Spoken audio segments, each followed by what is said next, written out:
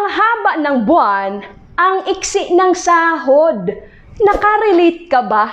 Kamusta mga kaibigan at welcome sa ating channel na kung saan palaguin natin ang pisong pinaghirapan.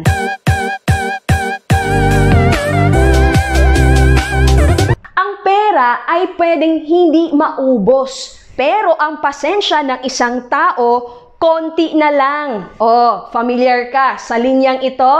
Pero seriously, mga kaibigan, alam nyo bang may mga paraan para ang isang tao ay hindi mauubusan ng pera? Aba, paano ito? Yan ang pag-uusapan natin sa video na ito.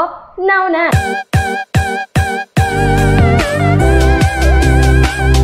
Number 1, mag-ipon ka agad bago gumastos. Yes, napaka-importante kapag ikaw ay nagtatrabaho, syempre sumasahod ka. Pero alam mo na yung sahod mo, hindi mo pa nga natanggap, alam mo na kung saan mapupunta at talaga naman mauubos na.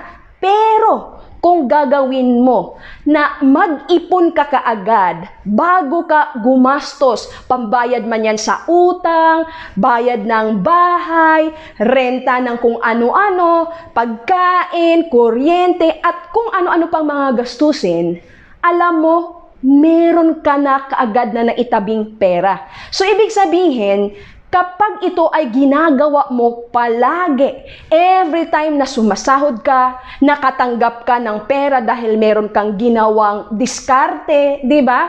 Then, hindi ka talaga mauubusan ng pera. I-try mo lang, di ba? Dahil walang mawawala sa'yo kung hindi meron kang pera, meron kang ipon. Pangalawa, magkaroon ng business aside sa trabaho. Yes, alam nyo, sa panahon ngayon, talagang hindi sapat ang sinasahod ng isang tao. Kaya nga, mahalaga, gumawa ka ng paraan. Maraming mga pwedeng gawing negosyo na maliit lang ang puhunan, pwede kang kumita, di ba? So, meron kang extrang income from your business and at the same time, meron kang kita sa trabaho mo. Ngayon, kapag gagawin mo na mag-ipon ka mula sa sahod mo, meron ka ding iniipon mula doon sa income, doon sa negosyo mo, sa tingin mo ba, mauubusan ka ng pera? Hindi. Bakit? Dahil talaga namang minaximize mo yung energy mo, yung oras mo, para talaga kumita ka. Hindi ka lang naghihintay ng biyaya, naghihintay ng milagro. Alam nyo ba, binibiyayaan ang isang taong kumikilos. Yes, syempre, nandun po dapat ang iyong pananampalataya, paniniwala, pero at the same time, kumilos ka din, tao. Katulad na lamang nung ako pa ay isang OFW, nagtatrabaho ako sa office, 'di ba, sa isang accounting firm. Pero I see to it na meron akong ginagawang extra na negosyo na aside sa aking sinasahod sa pagiging OFW, meron akong binibuild up na negosyo na maaaring makatulong sa akin para makawala ako doon sa 9 to 5 job, di ba? Doon sa rat race, doon sa employment trap na tinatawag. But again, kung talagang kailangan mong pagsabayin ang trabaho at negosyo mo, you have to manage lang your time. Ang mahalaga, bawat diskarte na ginagawa mo at kumikita ka, dapat meron ka talagang ina-allocate na ipon ka agad for yourself. At ang pangatlo, mag-invest ng pangmatagalan. Yes, ito na.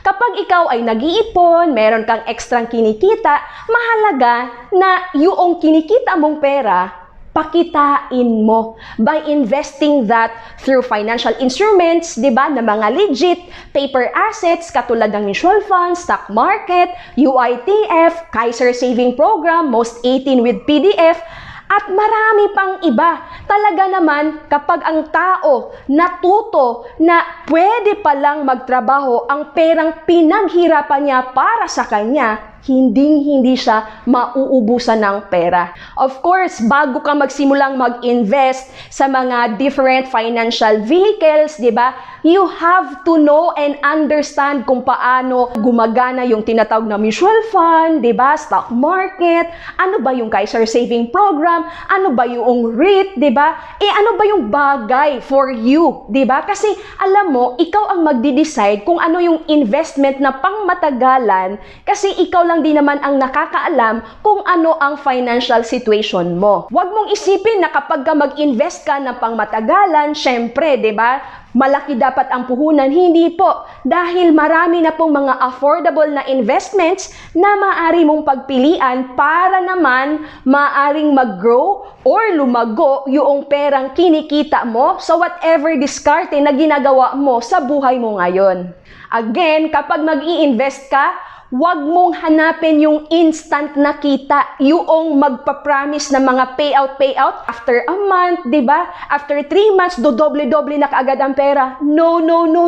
Huwag kang lumapit sa ganon. Huwag mong ilagay sa ganon dahil kapag meron kang nakita na talaga namang mabilisan ang kita, malaking scam yan. Dahil ito ang tandaan mo, pagdating sa investment, ang pera kailangan ng panahon para mag-grow ito. That's why, kailangan ang gagawin mo una, bago ka talaga pumasok sa kahit na anong investment, paper asset, real estate, diba, negosyo, whatever, kailangan na intindihan mo. Huwag yung nagbulag-bulagan ka, nakapikit ang iyong mata, nagbigay ka lang ng pera, tas bahala na yung taong pinagkatiwalaan mo sa pera mo. No.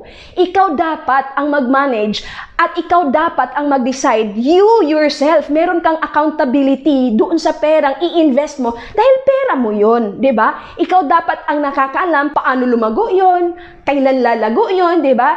Every month ka ba maghuhulog, and also all those basic things that you need to know, you have to understand it. At ang pang-apat, hindi ka mauubusan ng pera kung matututo ka palagi.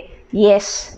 Kapag ang isang tao, tuloy-tuloy siya sa kanyang pag-educate sa sarili, talaga namang hindi siya mauubusan ng pera. Bakit? Kasi nagkaaroon siya ng kaalaman, tapos yung kaalaman, ina-apply niya, and then, hindi siya nakukontento dun sa kaalaman na alam niya na. So ngayon, naghanap pa siya ng another na kaalaman na naman, na maaaring magpalago doon sa nasimulan niyang, halimbawa, investment. Bakit? Alam nyo, ang mga successful na tao, hindi po tumitigil sa pag-aaral.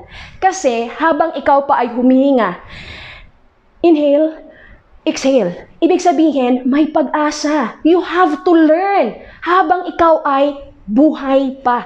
Para kapag yung pera na kinikita mo at talaga namang pinapahalagahan mo yan, hindi ka mauubusan yan. Again, kapag tama yung mindset mo pagdating sa pera, talagang hahanap ka ng paraan para hindi ka maubusan ito dahil alam mo, hindi lang ito para sa'yo. Kung hindi, para na rin ito sa ibang mga tao na gusto mo na rin tulungan. Kapag binigyan mo ng priority ang 4 na bagay na ito, masisigurado ko sa'yong hindi ka mauubusan ng pera sa buhay mo sa mundong ito. I hope you find this video informative. If you do, kindly share this video to your families and friends para sila din ma-aware sa 4 na bagay na kailangan gawin para hindi maubusan ng pera. At kung nais mo pang matuto ng proper way of investing or ng financial education, maaari kitang turuan o maten ka lang sa ating free live webinar every day, 8:30 PM,